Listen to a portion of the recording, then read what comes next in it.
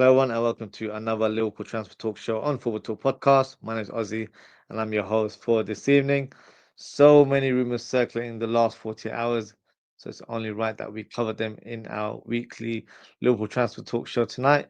So let's start with the big one, and that is Kevin De Bruyne possibly joining the Reds next season, according to rumors. Now, the news broke yesterday in terms of rumors suggesting that Liverpool have been in touch with Kevin De Bruyne's agents and representatives in regards to possibly joining the Reds next season. Now, definitely raised a few eyebrows in terms of the profile of the player. Of course, Kevin De Bruyne is a world-class midfielder,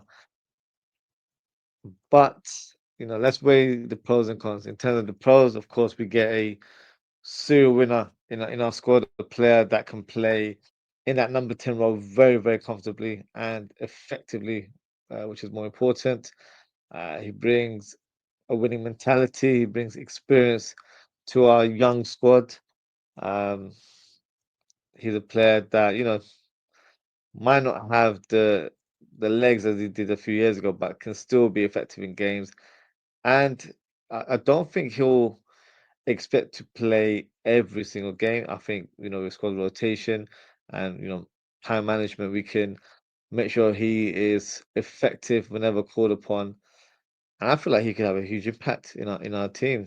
Even if he, was a player that came off the bench for 20 minutes or started certain games for like an hour, I feel like he can be very, very impactful in terms of how we play. Because there's been games where we've been struggling to open up low blocks, and he's a player that can definitely do that. He's a master of that sort of trait, and also with Trent Alexander-Arnold departing the club, he could add that creative spark that we need from a different position. So, that's all the pros. The cons, of course, will be his age, where he is 33 right now, but will be turning 34 in June, so literally a month away. So if we were to sign him, he's signed as a 34-year-old. I believe that the contract will be for a year with a possible another year added, according to rumors. So in terms of the contract left, that's not a big issue. The big issue would be his salary, where I think right now he's earning probably around 400k, 450k. Is he willing to take a pay cut? You can't completely rule it out because one of the things that he said was that he wants to remain in the Premier League. So it might be a thing where, if he wants to play at the highest level but has to take a pay cut, it could be something that's on the cards. Whether it's realistic or not, very difficult to say at the minute. And I think the big con for me is his injury records in recent years. We're not getting a prime Kevin De Bruyne. We're not getting that version of him. Unfortunately, we're getting a Kevin De Bruyne that unfortunately has suffered some big injuries in the last couple of years, and that has actually impacted in the way he plays. He's lost that burst of speed. He's known to be a very dynamic midfielder. He doesn't really have that energy about him anymore. Of course, on the ball, you don't really lose that ability, but for our sort of way of playing, you still need to be an energetic. Like look at Szoboszlai, for example. He's the one that leads the press whenever we play. So that would be an issue, and I don't want it to be a repeat of Thiago Alcantara. Now, Thiago Alcantara is one of my favorite midfielders of all time, and when he came to Liverpool, I was so excited. But unfortunately, injuries, affected his time and impact at the club. I don't want it to be where Kevin De Bruyne is in the same ilk where he joins, and we're all jubilant about signing a world class player, and unfortunately, he picks up a few injuries here and there, and then we don't really get to see the best of him in that sort of period. So that would be my concerns in terms of signing Kevin De Bruyne. Um, but there's pros and cons in everything, right? So if there is any truth to it, look, if we are serious and we want to sign him for a year or two, I wouldn't be completely against it. Um, I'm sick and tired of being an accountant now, so I don't want it to be based on financial reasons. But if the club and Kevin De Bruyne come to terms and he's willing to join Liverpool, then let's go. Why not?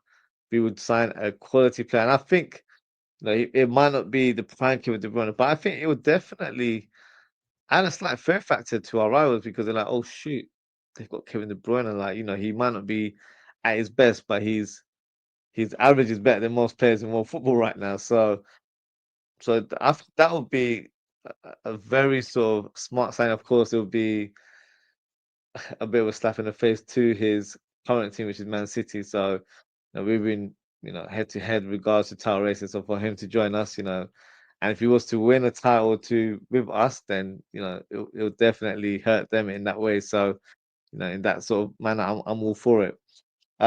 So it'll be very interesting to see what happens with Kevin De Bruyne because I think he has voiced that he would like to stay in the Premier League. I think a few weeks ago he was linked with a move to Aston Villa, which is actually a good club. I think it would be a good move if he was to, consider that offer. But he's also got interest from Napoli. So it depends in terms of what his stance is. Does he want to remain in England? Because I think that's one of the reasons that he wants to stay in the Premier League. I think his family settled. I know Van Dijk and Kevin De Bruyne are good friends on the outside because their kids go to the same school. So they actually, they formed a friendship and they actually bump into each other quite a bit. So the positive thing for Kevin De Bruyne would be the fact that he doesn't need to relocate. He can still live where he's currently living right now and just drive over to the Access Training Center. It's not too far from where he lives. So, you know, doesn't need to relocate. He plays for the current champions. So it's a win-win in that situation. And can you imagine a team involving Kevin De Bruyne, Mohamed Salah, and then you got Van Dijk in the mix as well. And if you were to sign a top striker, add that on top, that's something that we'll be all smiling a lot this summer. So who knows? It remains to be seen. I know the Napoli offer, from what I've heard today, is quite a big one where they are trying their best to get him on board. So that could be an option for him where he goes over to a competitive league in Serie A and continues his career there, which would be a good move for him as well. So one to watch. Let's see what happens. I don't think it's quite clear cut as what some reports are suggesting, but only time will tell. We'll see where Kevin De Bruyne ends up next season. Another player that's been getting a lot of reviews or a lot of mentions right now is Jeremie Frimpong. Now, I've mentioned him pretty much every transfer show that I've been doing in recent weeks. And if you watched it before, you know that I'm a strong advocate of the player. I think he's a very, very talented player. The only question mark would be if we are to sign him, where does he fit? Because for me, he's not a traditional right back. I know he has played there for Man City and Celtic in terms of previous clubs, but even at Celtic, I was watching a compilation of him uh, whilst he was a Celtic player. He seemed to be quite advanced. He used to play pretty much as a winger. So I don't think it's where he's a traditional right back in that sense. And of course, no offense to the teams in the Scottish League, but Celtic were dominant in that league and are currently still dominant in that league. So the way they play is completely different. They will play with more aggressive and adventurous players to try and exploit the opposition. So for me, it's going to be interesting. I think if he was to be signed, he could be an option for right back. I can also provide cover for Mohamed Salah, which I've been saying for about a year now, that we need someone to cover for Salah. And Frimpong for me would have been the ideal player. I mentioned this 12 months ago. So if you don't believe me, go through the channel. I think I've even published a short video on YouTube mentioning this as well. I think he'd be the perfect player for that right hand side because I watched him play for Netherlands on the right wing and he's unstoppable. So if we were to switch up formations, we play with wing back, that would suit him to the T because I think naturally he is more of a wing back um, than a traditional right back. So look, I think the benefit of signing a player like Jeremy Frimpong, he gives you different options. He can play at right back. He doesn't need to play at right back week in, week out, but he gives you that opportunity to really exploit teams, especially teams that play on a low block, and there's a lot of them in the Premier League. Let's be quite honest there. So playing a player like Frimpong would, give the opposition a headache in terms of occupying more players on that side, and that will actually create space in the central areas for us. So an area that the number 10 or the number 9 could definitely exploit, or even Mohamed Salah, who I expected to drift more in field if we were to sign a player like Frimpong. So it gives you a different tactical variation in terms of how we set up, and he gives us a few options in terms of playing left wing, sorry, right wing back, right back. He can even play on the left wing if we had to switch him over there. So he's got a release clause. £35 million is what I believe the fee is. That's a no-brainer in this day and age. And there's a lot of sort of case gathering regarding this rumor, as he's been recognized as the guy that we're going to go ahead and sign.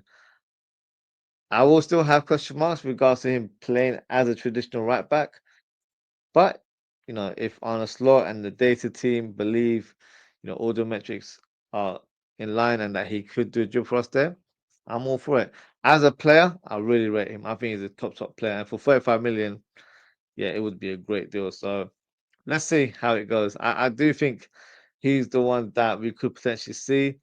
If we were to sign a right back as well, then it gives us more options for that right hand side. But only time will tell. But definitely one to watch. I think we're going to hear more rumors and stories circulating around Jeremie Frimpong. So that's one to watch out for.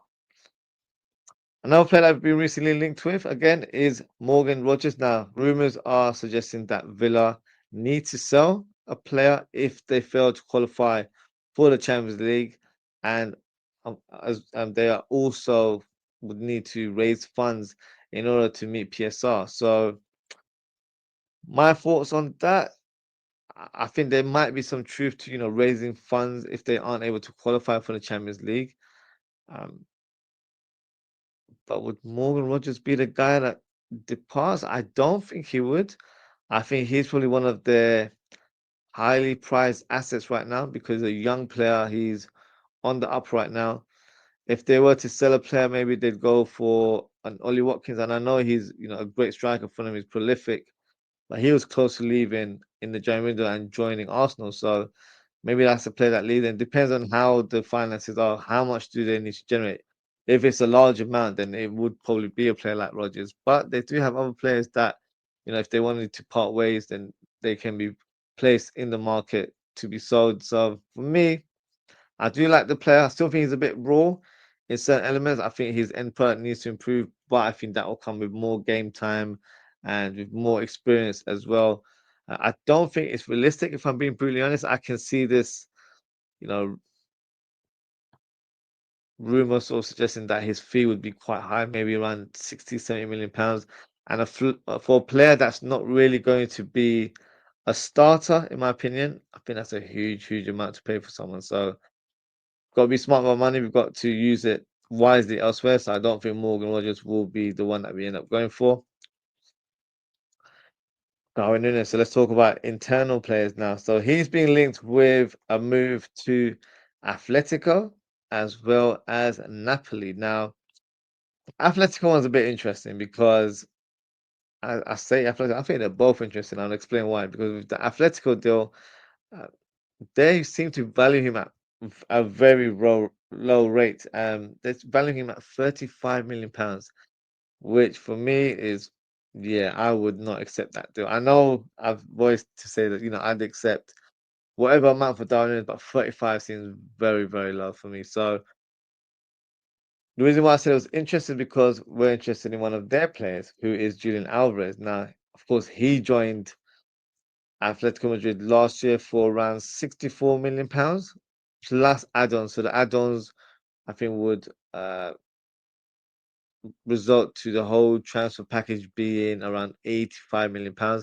Actually, quite similar to the Darwin Núñez deal where we signed him. We signed him for, Ryan fans will tell you £85 million, but we might have paid for it now because he's won the league title and all that sort of stuff. But originally it was 64 plus add-ons that resulted to it being around 85 million pounds. So um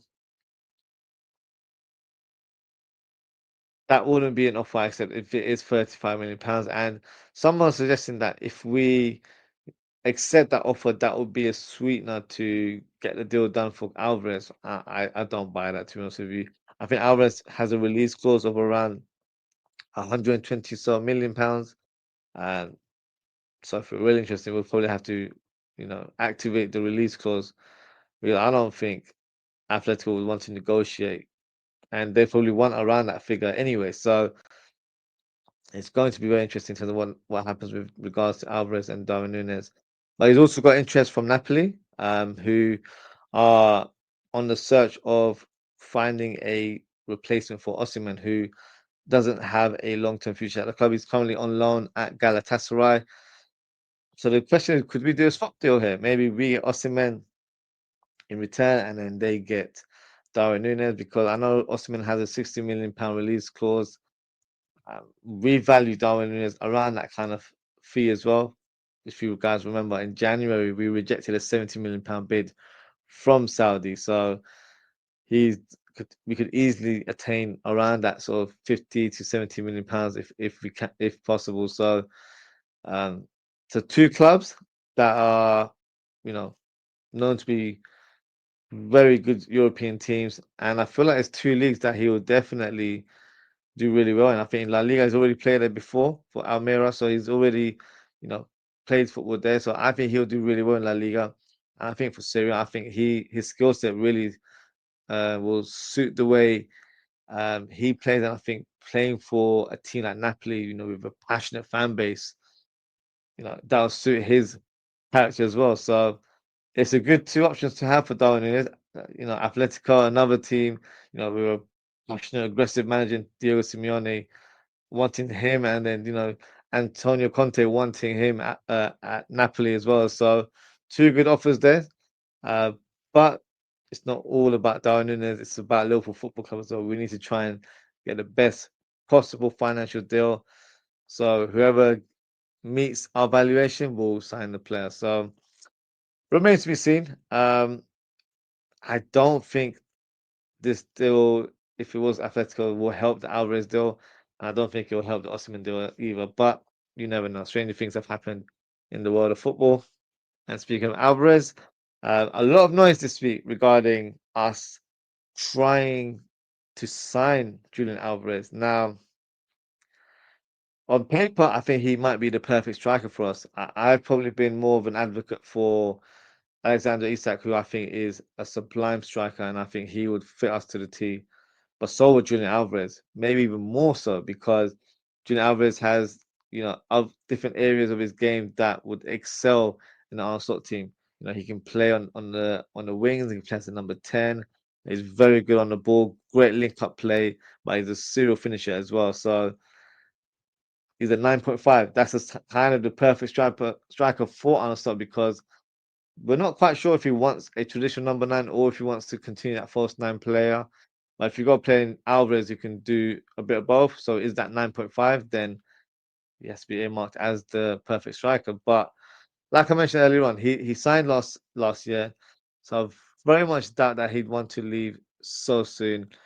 And one of the rumors that I heard, that his wife wasn't happy about living in England. So that's one of the reasons why they wanted to move elsewhere and play, or should I say, relocate to a different location. And they've moved over to Spain, which pretty much suits players from South America. Similar culture, similar lifestyle, and all that sort of stuff. So I don't know if he's ready to give that up to join Liverpool, but we'll see. Only time will tell.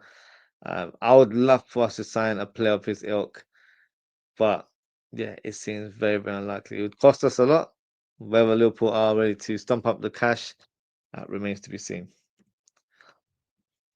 Another player that is definitely developing some strong links right now is Angelo Stiller. Now, according to reports, this is regarded as one of our prime targets to sign this window. He's a ball-playing defensive midfielder, so not quite a destroyer, but a player that can set the tempo, has a good passing range, but is, good and efficient on the ball, and is a strong tackler as well. So an all-rounder, and a player that I think would probably suit our style of play, especially if you consider the fact that we were trying to sign Zubimendi, who's probably like stylistically that type of player as well. The only thing is that he'd cost us quite a bit. I think last summer we were showing interest in him. Um, I'm not sure why we didn't go ahead because I believe he had a quite a low release clause around 20 odd million pounds. He signed a new contract in January, so his release clause, I don't think is active until next year in 2026. So if we were to trying to acquire his services, we'd have to place a decent bid. So maybe around that 50 million mark would be enough to prize him away. Which seems a bit high for a player who I don't think would walk into the team. I think he'd be on paper that a player on that would be on the bench, challenging for a role in the team with the likes of McAllister and Gravenberch. Um, and also from the compilation I've seen him, I've not seen him play live, so that's something I plan on doing very soon because I want to see, how he performs in the full 90 minutes and get better understanding of why we're so heavily linked with the player. So for me, he's not my first choice. He's a good player, but he's not a needle mover in my opinion. So I could be wrong because I've seen other content creators speak, very highly of the player. So maybe I've missed something here. I'm not too sure, but I'm definitely going to try and check him out in the next few weeks and give you my verdict. As I'm sure we're going to hear more reports surrounding Stiller this summer. So we'll have to sit tight and see what happens with this one. Another centre back linked with Liverpool, and that is Murillo. Now, of course, the Brazilian centre back is having a fantastic season at Forest. So much so that he's actually linked with a move to Real Madrid in the January window. For me, I'm not so sure if he's a realistic target, as I don't think Forest will want to part ways. And, if they were to change their mind or if they were to be tempted to part ways with the player, it would be because someone is offering them big, big money. And I'm talking in the region of like 60 to 80 million pounds. And for me, that's a lot of money for a player that I don't think would be first choice, despite his talent. I think Konate and Van Dijk will be our starters next season. So it would be quite a bit of money to spend on a player who would be third choice, in my opinion. I do like him. I really rate him. Very strong, great left foot on him, very aggressive, and he chips in the goals when it comes to set pieces. So for me, would be a good addition to our squad. I just don't think it's a realistic deal, if I'm being brutally honest. Now, another player that we've been linked to previously, but the rumours keep building for this player, and that is Benjamin Sesko. Now, the rumours have been circulating even more this week because he scored a spectacular goal last weekend against Bayern Munich. It wasn't that great, and I'm not trying to, belittle the guy or anything like that. He scored an open goal, but his technique was that he hit it with the outside of his boot. Some players might have controlled it, measured it, and then tried to loop it over the keeper. He went for a first time finish with the outside of the boot, so it looked spectacular from the outside. But my stance hasn't changed in regards to Sesko. I don't think he's a striker that we should be going for. For me, he's far too raw. And I want us to sign a player that's ready made. I don't really want us to sign a project player. Darwin Núñez was that guy, and that project has failed, in my opinion. And I also don't think he's good enough to be a success in the Premier League. Like he has good traits, but I don't think he's going to be a dominant striker in the Premier League. So I could be brutally wrong because I know he's been linked to a move to Arsenal as well. So he could join them this summer. But for Liverpool, for me, he's not the profile that I want. So unfortunately, it's a no for me with regards to Benjamin Sesko. Another player internally that we can speak about is Harvey. Now he's being currently linked with a move to Wolves. Um, Liverpool have valued Harvey Elliott at £40 million, which sounds about right to be fair. The only issue is that Harvey Elliott is a Liverpool fan, just like us, so he wouldn't want to leave his boyhood club um, on his own accord. He's not Trent. Trent's a bit of a traitor. Like he's gone on for personal glory. Elliot, he's voiced, his passion and love for the team.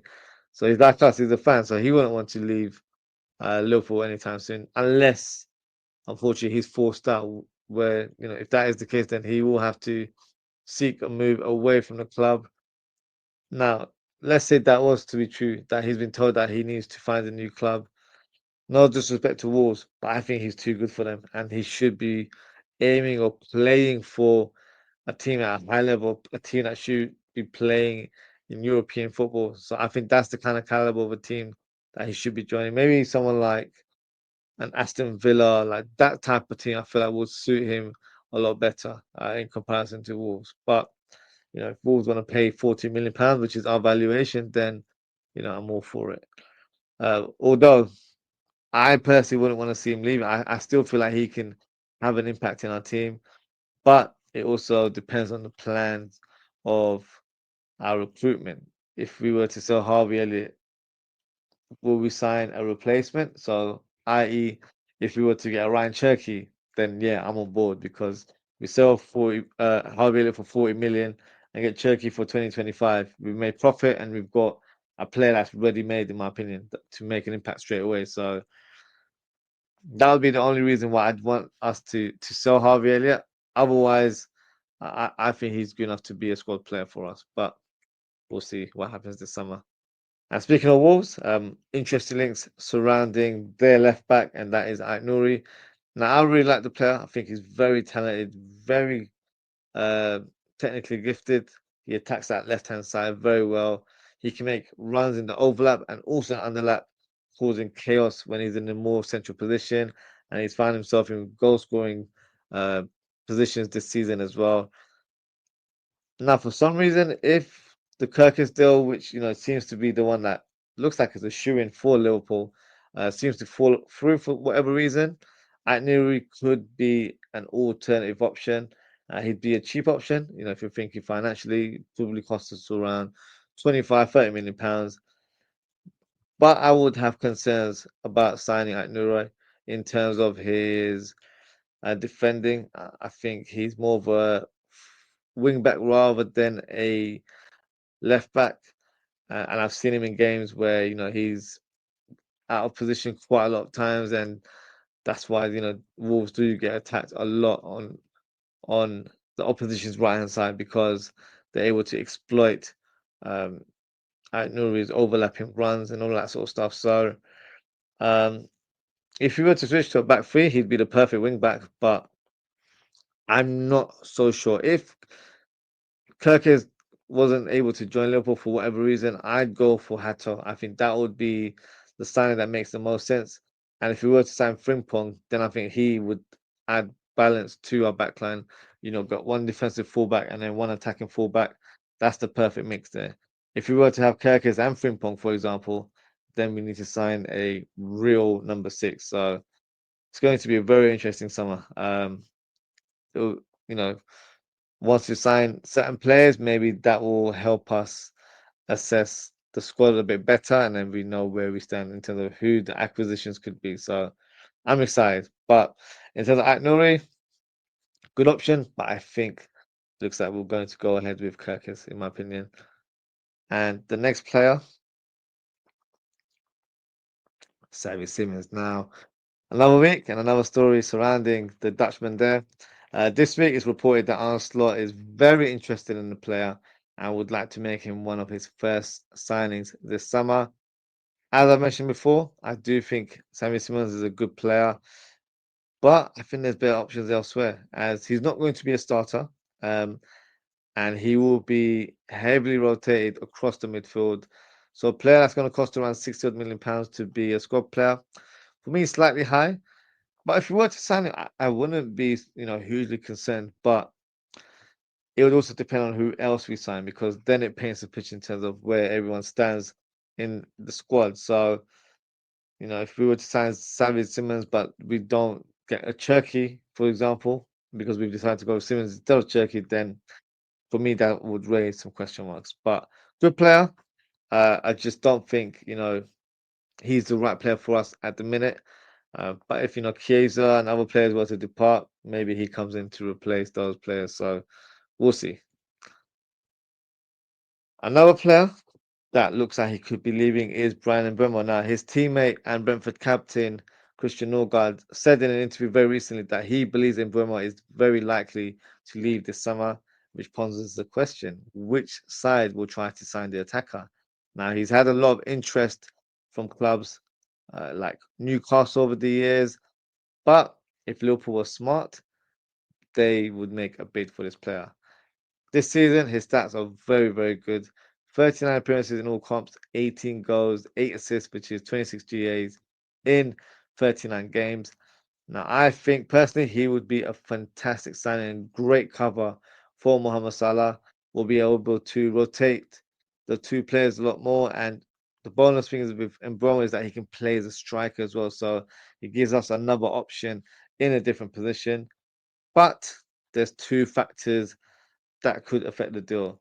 Number one is the price. I think Brentford want around £60 million, which I think is a bit steep. £40 million seems about right in terms of his valuation. And another factor could be AFCON. Now, as he represents Cameroon, when AFCON happens, I think it's going to happen January next year. Mbeumo and Salah would be unavailable for the team, which would weaken our team uh, with having two missing attackers on international duty. So that could be a factor, unfortunately. But look, watch this space. As I've said before about Mbeumo, I think he's very similar to Mohamed Salah in terms of how he plays and how he scores. Mbeumo is not your typical right winger where he takes on the fullbacks. He can do it. He's got great uh, ability on the ball, and he's got great skill and great speed on that byline. But he's more of an inside forward, like a Mohamed Salah. I feel like he's driven to score goals. He finds himself in great positions to be a goal scorer. Um, so I think he might not be the glorious name out there, but I think he would be a very smart signing, and I could see him being a long-term replacement for Salah. And Bremo, I believe, is 24, 25, so he's at a good age as well. Might not be the big name that we're expecting, but you know, if you see how our business is conducted in the Premier League, you will know that it's not always about signing big name players. It's about signing the right players for the right system. And I think Mbeumo would fit our system very, very perfectly. Next player, Nico Williams. Now, his name has been mentioned again in the rumor mill. You already know my views in terms of the player. I think he's very talented. He's got a release clause of around £43 million, but his salary would break the bank. So another thing as well, I don't mean to be rude when I say this out loud. I don't think he's any better than Diaz or Gakpo. So for me, why sign him if he's not going to upgrade our current positions in the team? He's not needed. He's not a priority signing. So for me, I don't think it's a signing that the club will pursue unless a player departs like a Luis Diaz and we need to find a replacement. That would be another conversation for another day. But for me, I don't think this is a realistic option for Liverpool. Next player, very interesting player who has been linked with the club, and that is Monaco's Van der Sen. Now, I've covered Van der Sen in the Defenders episode of Liverpool Squad Talk. So if you've missed it, please make sure to catch up on it. As I've discussed a lot of potential right back targets for us in the summer, so it's an interesting one to watch. Now, in terms of Van der Sen, he was one of the players that really stood out for me. And I watched a few compilations of him. Defensively, very good, but also very good offensively as well. So he's got a definite good balance in terms of how he plays, and I think he'll add that to our team on that right hand side in comparison to some targets who are a bit more attack minded than the norm. His stats this season: 39 appearances in all comps, 2 goals and 5 assists. He's only 23 years of age, and apparently the club have said that he's allowed to leave if they receive the right offer. Now, no sort of prices have been quoted. Um, I'm not sure what his valuation would be, but I think around that £30 million mark should be enough to prize him away to Anfield. So this is one to watch, as the rumours have been, building up regards to his name to Liverpool. But if I was to make a prediction, I think we will go ahead and sign Frimpong this summer. But let's see. Let's see what happens. And the final rumor of today, and that is Morten Friend Group. Now, the Danish midfielder, Currently plies his trade in Genoa is making a lot of noise as a number of Premier League clubs are seeking his signature for this summer. The ball winning and tough tackling midfielder is a very interesting profile and could be the type of player that Liverpool need to recruit this summer. We've been shouting for number 6 for a number of years now. Maybe this could be the guy. Now, I watched a few clips of him today, and for me, he looks very interesting. He's very good at intercepting. He can sniff out the ball. So he's one of those aggressive, tenacious type players. But in terms of his ability on the ball, he can play as well. So he's not one dimensional. He's just not a complete destroyer. He can play a bit as well. So in terms of what he brings to the table, he could be a hidden gem. The last time I watched a Danish player, or should I say, a Danish midfielder in Serie A, was a couple of years ago. The guy was playing for Leeds and ended up making the move to Sporting. And since then, he's made a name for himself. So if you're familiar with the player I'm talking about, his name is Martin Højlund. And even at the time, I said that Liverpool needed to sign this player as he fit the criteria in terms of what we were looking for in a number 6. And most importantly, he wasn't going to cost us a lot. So FSG were able to, keep some of their millions and save it for another day, because he would have cost us around 10 odd million pounds at the time. Now, of course, his valuation is a lot higher. So if Liverpool are serious about Morten Fundrup and really rate the player, let's hope, they actually do make the move this summer and not lose out on a player who will probably be worth a lot more if he ends up moving to another club this summer. So let's hope we've learned from our previous errors from previous years. And that is the end of the show, guys. Thank you so much for tuning in. If you haven't already, please don't forget to like, comment, share, and subscribe to the channel. In terms of upcoming shows, I will be doing a live watch along of Liverpool versus Arsenal this Sunday, and we'll also be doing a match reaction show later in the evening. In terms of the Transfer Talk show, we'll probably do another one probably around the same time next week. So if there's any rumors that you feel like I've missed, feel free to drop a comment after the video. And yeah, I can discuss them in more detail next time. So that is it for today, guys. Thank you for tuning in. Take care, stay safe, and I hope to speak with you all very, very soon. Goodbye.